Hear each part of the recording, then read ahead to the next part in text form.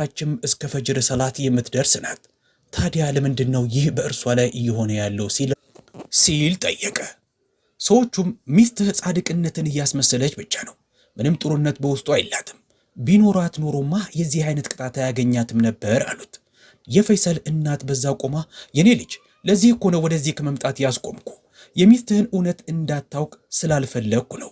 አሁንና ወደ ቤት ሁሉንም ነገር እነግርሃለሁ አለችው።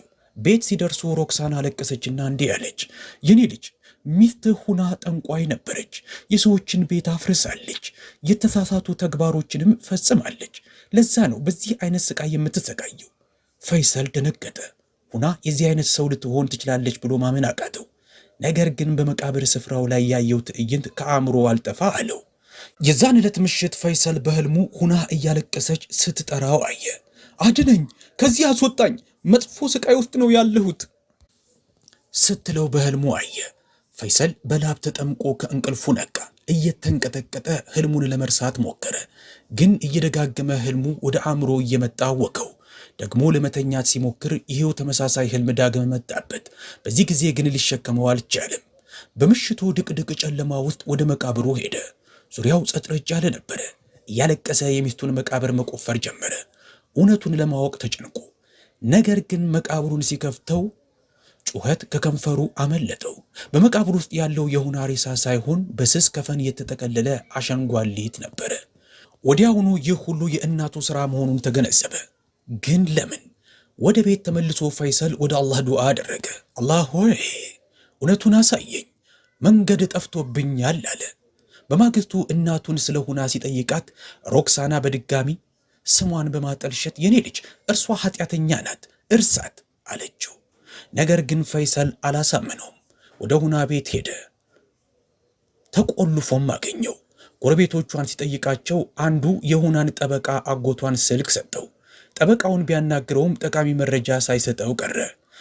ከዚህ በኋላ ፈይሰል የእናቱን ድርጊቶች በቅርበት መከታተል ጀመረ። ወዴት እንደሄደች፣ ምን እንዳደረገች ያለውን መከታተል ጀመረ። ከጥቂት ቀናቶች በኋላ ሮክሳና ለፈይሰል አዲስ ሙሽራ መፈለግ ጀመረች። እርሱ እምቢ ቢላትም እርሷ ግን የኔ ልጅ ደግመህ እስካላገባህ ሁናን ፈጽሞ አትረሳትም አለችው። ፈይሰል መልስ ሳይሰጥ ዝም አላት። ግን በቅርበት ሊከታተላት ወስኗል። አንድ ቀን ማታ በቅጥር ግቢው ውስጥ ተቀምጦ ስለ ሁና እያሰበ ሳለ ሩክሳና ድምጿን ሳታሰማ ቀስ ብላ ከቤቱ ወጥታ ስትሄድ አያትና እናቱን ተከተላት። ሩክሳና ሁና ቤት ደረሰች። የፈይሰል ጥርጣሬ አሁን በዚህ ጊዜ ወደ እርግጠኝነት ተቀየረ። በውስጡ እንዲሳሳት ጥርጣሬው ልክ እንዳይሆን ጸለየ። ሩክሳና በሩን ከፍታ ወደ ውስጥ ገባች። ፈይሰል በግንቡ ላይ ተንጠልጥሎ ተከትሏት ገባ። ምንጣፉን አንስታ ከስር የተደበቀ ምድር ቤትን ስትገልጥ አያት። ቁልፉን ከፍታ በደረጃዎቹ ወደ ታች ወረደች። የፈይሰልን ልብ በብርቱ ቢመታም ግን ተከተላት። ምድር ቤቱ ሲደርስና በውስጡ ያለውን ሲመለከት የቆመበት መሬት የከዳው መሰለው። ሁና ከሩክሳና ፊት ቆማ ነበረ። አይኖቿ በፍርሃት ተሞልተዋል። ሩክሳና ልጄ እንደሞትሽ አምኗል። ፈይሰል እውነቱ ላይ የሚደርስ መስሎሽ ነበረ፣ ግን እኔን አምኖኛል። እባቦቹ፣ ጊንጦቹና ድመቶቹ በመቃብርሽ ላይ መታየታቸው ኃጢአተኛ ጠንቋይ እንደሆንሽ ሁሉንም ሰው አሳምኗል። ስራዬን ስላቀለሉልኝ እነዚህም ደስተኛ ነኝ። አሁን ንብረቱን ሁሉ ለእኔ ያሳልፈሽ ስጭኝ፣ ካልሆነ ግን እዚህ ትሞቻለሽ አለቻት።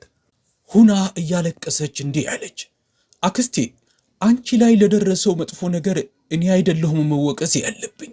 ወላጆቼ ከበደሉሽ እኔ ተጠያቂ ልደረግ አልችልም። ነገር ግን እኔ ላይ ለምትፈጽሚው በደል ከአላህ ፊት ትጠየቅበታለሽ። የልጅሽን ልጅ በሆዴ ተሸክሜያለሁ። ባሌም መጥቶ እንደሚያድነኝ አምናለሁ። ሮክሳና እየሳቀች እንዲህ አለች፣ ንብረቱን ለእኔ ያሳልፈሽ መስጠትሽን ከፈረምሽ ብቻ ነው ከዚህ በሕይወት ወጥተሽ መሄድ የምትችይው አለቻት። ድንገት የፈይሰል ድምፅ አስተጋባ።